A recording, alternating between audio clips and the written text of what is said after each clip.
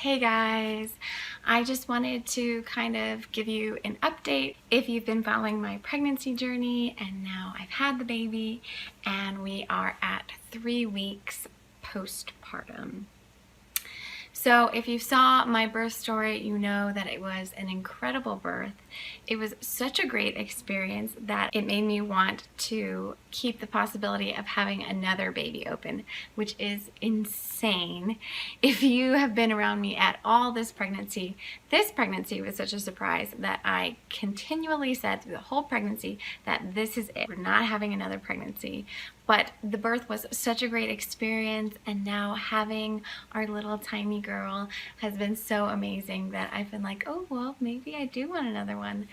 But I'm pretty sure that's just all of those really good after birth hormones. So I was definitely riding a high for that first 2 days after birth, just so in love with this baby and so amazed by everything that had happened. Right around day 2 or 3, I just had these really intense hormones that I could tell were playing with my emotions. So I would feel really, really good, and then I would be sobbing, crying because my mom couldn't come out first, so she's not going to see the baby until she's a lot older, and I was just on the floor in tears and, like hiccuping, crying, and I attribute that to hormones. Hormones are real. Do not mess with hormones. They will make you crazy. I just felt like I had all of this extra energy from the birth, like buzzing around in my body. And I think that's just all the energy from the birth. It takes a while to process through your body, especially for me having such a fast labor. I think that it just took a couple of days to process what happened. And in fact, here I am 3 weeks out. I feel like I'm still processing what happened, and more so just processing the fact that we have another child. I feel like every day I wake up and I see her and it's like a revelation all over again. Oh my goodness, we had a baby. Like, there's a baby right here. How did this happen? And that might sound really funny, but I think it's just because this whole pregnancy I was in total denial that this was happening, and now that she's here, I can't deny it because she needs me all the time, and she's just right there, and she's so cute and precious.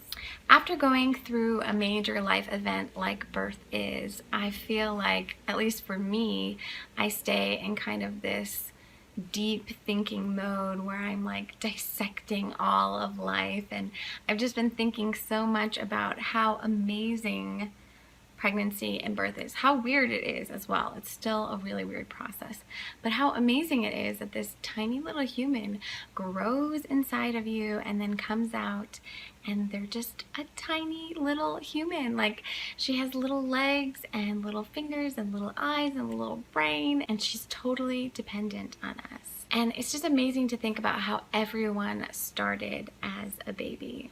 I won't go too philosophical here, but that's just what's been rolling around in my brain. It's just how amazing life is, and how amazing it is that every person starts as this tiny little baby that is just completely dependent on its caregivers. After that first week of newborn sleepiness, where they will pretty much sleep through anything, I had a rude awakening. A reminder that babies take a lot of work, and this particular baby does not like to be put down at all. I feel like my first baby was like this, and then my second daughter was a really good sleeper from the beginning and really, really chill and relaxed. So I kind of thought that I just didn't know what I was doing with my first baby.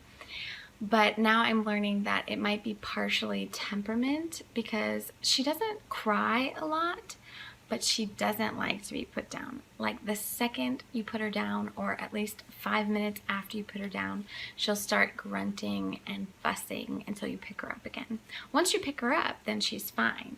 But it is pretty difficult to hold a baby all day long while trying to get anything else done with your other kids or your house or work. I'm really, really trying to rest and stay in bed for as long as possible. I won't be going back to work until she is about 7, almost 8 weeks. So that gives me about another month before I go back. I'm of course really excited to go back to teaching ballet. I've missed it so much. I'm even more excited to go back to doing ballet. I feel like it has been forever, which it kind of has, because I had to stop doing it regularly pretty early on because of the SPD. So that will be really interesting. But I'm hoping that as she grows, as she gets more used to being in the outside world, she'll get more used to being set down. And right now I'm just enjoying holding her and cuddling her.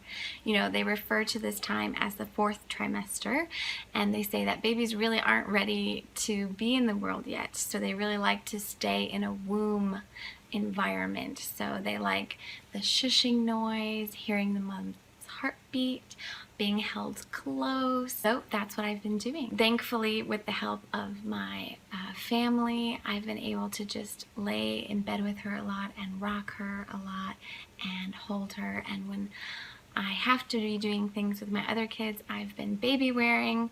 I have a wrap and a ring sling that I just bought that I've really been loving, and she has been loving as well. But yeah, things are really great. It's just a big transition, a big adjustment. We are going into a new normal, and that kind of freaks me out a little bit because I felt like I was getting pretty good at this 2-child thing. You know, my kids just turned 6 and 3, so they're sleeping through the night, they're potty trained, they can get their own snacks and dress themselves, and now we're kind of starting over a little bit. But I'm really excited to watch her grow, to see how our family evolves. My daughters are simply in love with her. A little too in love with her right now. She's still really novel to them, and they want to hold her all of the time, but watching them with her is just precious. But yeah, I just wanted to share with you guys what we've been up to and how we've been adjusting.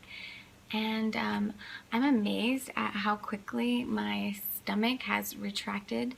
It's still, you know, really soft and squishy, but I just am completely amazed at the human body, how quickly you go from having this huge belly to it shrinking back down. And I actually found myself missing my belly in the first couple weeks, which is so weird to me because it was really uncomfortable and really hard to move around.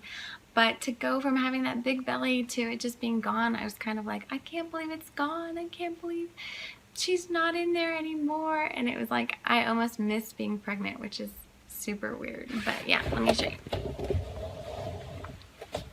Okay, so it's been 3 weeks now. So as you can see, it's pretty much back, except it's just all squishy and I have my wrinkles and my lines still.